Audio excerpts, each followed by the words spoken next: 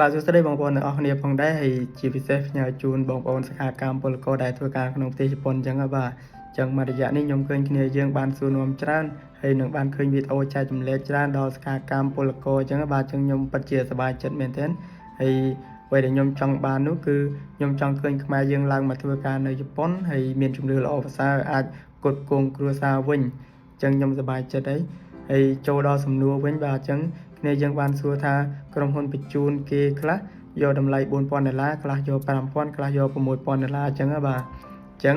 អូខេខ្ញុំនឹងមកបញ្យល់ដោយយោងតាមឯកសាររបស់ក្រសួងហើយនឹងការអនុវត្តផ្ទាល់កន្លងមករបស់ខ្ញុំខ្លះផងដែរអញ្ចឹងបាទអញ្ចឹងបញ្ជាក់មុនទៅហើយខ្ញុំមិនមែនជាខាងសាលាបញ្ជូនអីទេហើយខ្ញុំមកយល់ខ្ញុំនេះក៏យល់អារម្មណ៍សកម្មកម្មហើយនឹងពលករអាចថាបានច្រើនគួរសមដែរតែរឿងតម្លៃសេវាហើយនឹងខាងក្រសួងហ្នឹងក៏គេបានកំណត់ដែរតែមិនមែនជាតម្លៃជាក់លាក់នោះទេអញ្ចឹងយើងគួរតែយល់ដឹងចំណុចហ្នឹងដែរអញ្ចឹងហើយតម្លៃដែលគេបានកំណត់ហ្នឹងគឺតម្លៃយ៉ាងតិចចន្លោះប្រហែលពី$4,000ទៅយ៉ាងច្រើន$6,000អីចឹងណាបាទអញ្ចឹងគេកំណត់មកគឺវា4-10ឆ្នាំមុនមកហើយអញ្ចឹងយើងគួរតែយល់ដឹងកន្លែងហ្នឹងដែរហើយតើតើនឹងការបង់វិញក៏មានជំរឿស3ដំណាក់កាលដែរចឹងដោយដំណាក់កាលទី1គឺ20%ដំណាក់កាលទី2 50%ដំណាក់កាលទី3គឺបង់ប្រគ្រប់ឬក៏តាមការចរចាណាមួយផ្សេងទៀតចឹងបាទតាមអាស្រ័យតាមក្រុមហ៊ុននីមួយៗហើយក្នុងនោះមានក្រុមហ៊ុនខ្លះគេមានអាជ្ញាប័ណ្ណត្រឹមត្រូវនិងក្រុមហ៊ុនខ្លះអាចថាអាក្រក់ឬក៏បន្លំឬក៏ក្រុមហ៊ុនខ្លះទៀតគេបិទទ្វារហ្នឹងក៏គួរសមដែរហើយបញ្ជាក់ផងដែរក្រុមហ៊ុនមួយចំនួនតូចទេបាទហើយបើយើងនិយាយជារួមទៅអាចថាជាកំហុសរបស់ក្រុមហ៊ុនអាក្រក់នោះក៏មានមួយចំណែកហើយកំហុសគ្នាយើងខ្លះក៏មានមួយចំណែកដែរតែខ្ញុំមិនចូលចិត្តនិយាយពីកំហុសទេយើងគួរតែរៀនសូត្របន្ថែមទាំងអស់គ្នាអញ្ចឹងបាទហើយចូលដល់ចម្លើយនៃសំណួរហ្នឹងបាទអញ្ចឹងខ្ញុំលើកមកពីចំណុចតកតងនឹងចំណុចទី1ចំពោះក្រុមហ៊ុនបញ្ជូនដែលគេបើកយូរឆ្នាំអាចថាក្រុមហ៊ុនល្អមានច្បាប់មានអាជ្ញាប័ណ្ណត្រឹមត្រូវទទួលស្គាល់ដោយក្រសួងការងារឬក៏គេមាន credit ឬក៏គេមានតម្លៃខ្លួនឬក៏អាចថាគេមានទីផ្សារឬក៏អតិថិជនច្រើនឬពីនេះទៀតអាចថាគេមានការពយល់មានការឲ្យចម្លើយដល់សិក្ខាកាមពលករឬក៏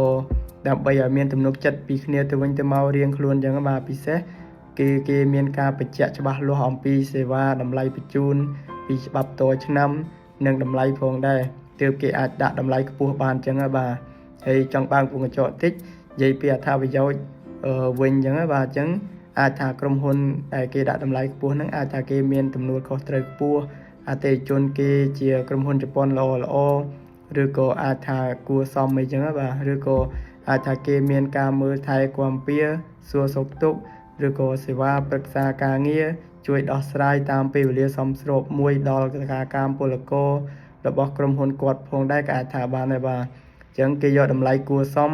អាចថាក្រុមហ៊ុននោះមានការរៀបចំសម្រាប់ថ្លៃសម្បត្តិមានការរៀបចំការសិក្សាមានកន្លែងស្នាក់នៅឬក៏ថ្លៃសេវាផ្សេងទៀតលាក់អញ្ចឹងបាទអញ្ចឹងយើងគួរយល់ដឹងចំណុចហ្នឹងដែរហើយបញ្ជាក់មិនមែនក្រុមហ៊ុនយកថ្លៃមានសេវាទាំងអស់នេះដូចគ្នាទេបាទអញ្ចឹងអាចថាក្រុមហ៊ុនខ្លះនៅខ្វះខាតក្រុមហ៊ុនខ្លះនៅគួរសមល្អអញ្ចឹងបញ្ជាក់ហើយបញ្ជាក់ទៀតគឺក្រុមហ៊ុនមួយចំនួនតូចទេអញ្ចឹងក៏យើងគួរតែយល់កន្លែងហ្នឹងគ្នាយើងដែរអញ្ចឹងបាទហើយទាំងនៅជប៉ុននេះក៏ដោយក្រុមហ៊ុនខ្លះគាត់ជួយចំណាយថវិកាលើការវិលត្រឡប់ខ្មែរវិញមកខ្មែរវិញដែរអញ្ចឹងបាទតាក់ទងនឹងសិក្ខាកាមពលករដែលគាត់រត់ខុសច្បាប់ឬគាត់មានបញ្ហាមួយបន្ទាន់ឬក៏មានបញ្ហាផ្សេងទៀតដែលក្រុមហ៊ុនចាស់គាត់ហ្នឹងក៏គាត់មានកញ្ចប់មួយជួយសេរីតាមនឹងវិញដែរឬក៏អាចថាមួយរយៈនេះមានពលករសិក្ខាកាមគ្នាយើងនឹងមានបញ្ហាបាត់បង់ដល់ជីវិតអញ្ចឹងបាទអញ្ចឹងក្រុមហ៊ុនចាស់គាត់ហ្នឹងក៏មានចំណែកមួយក្នុងការធានារ៉ាប់រងឬក៏ជួយសម្របសម្រួលអញ្ចឹងដែរបាទអញ្ចឹងត្រូវសម្របសម្រួលជាមួយសមាគមជាមួយនឹងក្រុមហ៊ុនបែបណាឬក៏ជួយចេញកញ្ចប់ខ្លះឬក៏គាត់ត្រូវធានាឬក៏សម្របសម្រួលមិនហ្នឹងអញ្ចឹងក៏មានចំណែកហ្នឹងដែរបាទអញ្ចឹងអាហ្នឹងក៏ខ្ញុំមិនថាក្រុមហ៊ុនថ្លៃហ្នឹងល្អទាំងអស់ដែរបាទហើយតើតើនៅចំណុចទី2វិញបាទចំណែកក្រុមហ៊ុនដែលអាចថាតម្លៃថោកជាងគេឬក៏តម្លៃធូរថ្លៃជាងគេឬក៏តម្លៃនៅក្នុងកម្រិតមធ្យមណាមួយអញ្ចឹងបាទអញ្ចឹងខ្លឹមសារអាចផ្ទុយពីអ្វីដែលខ្ញុំបញ្យល់ខាងលើហ្នឹងគួរសមដែរហើយបញ្ជាក់បន្ថែមទៀតដោយក្រុមហ៊ុនខ្លះគាត់ទើបតែបើក ក្រុមហ៊ុនខ្លះទៀតគាត់បញ្ចេញតម្លៃក្រុមហ៊ុនខ្លះទៀតបើកបានមករយៈអីតែត្រូវជប៉ុនបិទវិញអញ្ចឹងបាទហើយដោយដែលបងប្អូនធ្លាប់ឮពីមុនមកហើយអញ្ចឹងខ្ញុំសូមមិនបញ្ចេញឈ្មោះទេហើយបងប្អូនដែលចង់ដឹងចង់អីបន្ថែមអាចសួរនាំឬក៏ស្រាវជ្រាវបន្ថែមទៀតបានអញ្ចឹងបាទហើយតកតងនឹងក្រុមហ៊ុនខ្លះទៀតគឺមានអាជ្ញាប័ណ្ណទទួលកូនសិស្សហើយក៏ប៉ុន្តែពេលបងលុយពេលរៀបចំអីគាត់នឹងតម្លាក់ទៅក្រុមហ៊ុនផ្សេងដើម្បីឲ្យគេបញ្ជូនឬក៏តម្លាក់ទៅតកែទៅអីផ្សេងទៀតអញ្ចឹងបាទអញ្ចឹងក៏មានគ្នាយើងឆាតមកច្រើនដែរហើយចំណុចហ្នឹងហើយយើងគួរតែប្រុងប្រយ័ត្នចេះសួរនាំអ្នកមុនសិស្សច្បងសួរនាំអ្នកស្គាល់សួរនាំក្រសួងសួរនាំខ្ញុំអីក៏បានដែរឬក៏សួរនាំអ្នកណាក៏ដោយឬក៏ website ក៏ដោយដែលអាចជឿទុកចិត្តបានអញ្ចឹងបាទមុននឹងសម្រាប់ជ្រើសរើសក្រុមហ៊ុនអញ្ចឹងបាទអញ្ចឹងចាំមានទំនួលចិត្តសិនចាំសម្រាប់អញ្ចឹងបាទហើយមួយទៀតបងប្អូនខ្មែរយើងដែលជួបច្រើននោះគឺមកដល់ជប៉ុនថាកែអត់សូវល្អឬក៏ធ្វើខុសកិច្ចសន្យាឬក៏ធ្វើខុសច្បាប់ខ្លះអញ្ចឹងបាទពិសេសក្រុមហ៊ុនខ្មែរបែបហ្នឹងភាគច្រើនជួនយើងត្រឹមពលានខ្មែរយើងមកហើយមកដល់នេះដូចប្រឡែងចោលអញ្ចឹងបាទនឹងតាមដែលគាត់និយាយតាមដែលខ្ញុំធ្លាប់ជួបគាត់ខ្លះដែរទេអញ្ចឹងគឺដូចប្រឡែងចោលអញ្ចឹងហើយមកដល់ជប៉ុនអត់ដឹងណាគេណីទេមកយកអីទេហើយបាយទឹកអត់ដឹងមិនមកឬក៏ពិបាកនិយាយគ្នាភាសាជប៉ុនអីចឹងបាទគឺនិយាយរួមទៅគឺដូចគេអត់សូវខ្វល់ពីយើងអញ្ចឹងបាទអញ្ចឹងម៉ាក់នឹងអីដឹងតែស្ពៃបាទវាបាក់ដែរហ្នឹងហើយបញ្ហាក្រុមហ៊ុនមួយចំនួនតូចបាទបញ្ជាក់ម្ដងទៀតអញ្ចឹង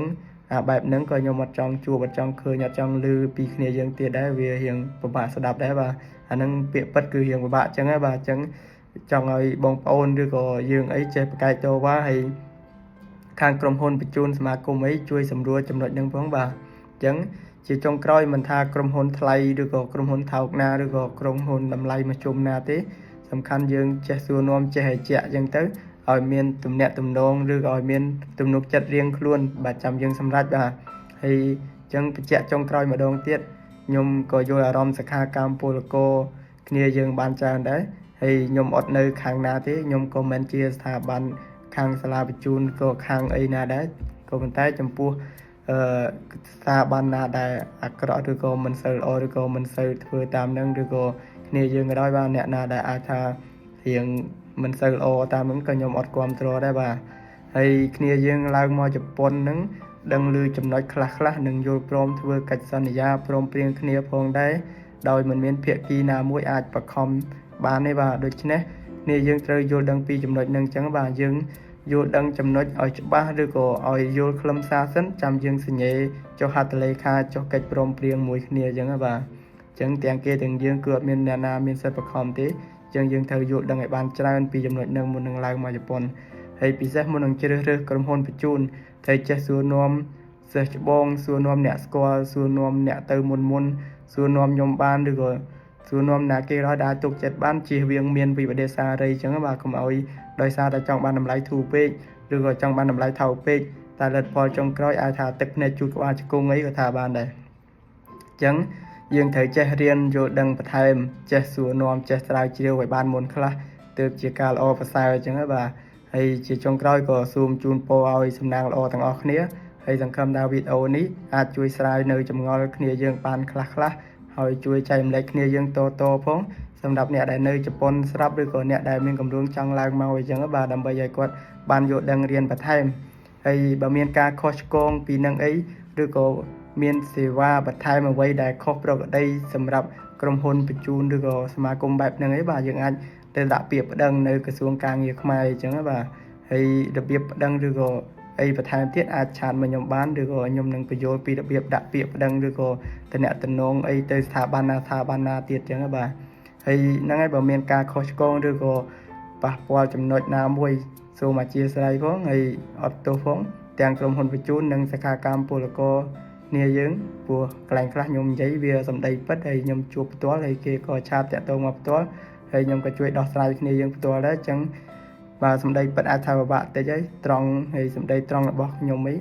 វារៀងពិបាកទៀតបាទអញ្ចឹងបើខុសទោះឲ្យសូមជួយណែនាំផងបាទអរគុណច្រើន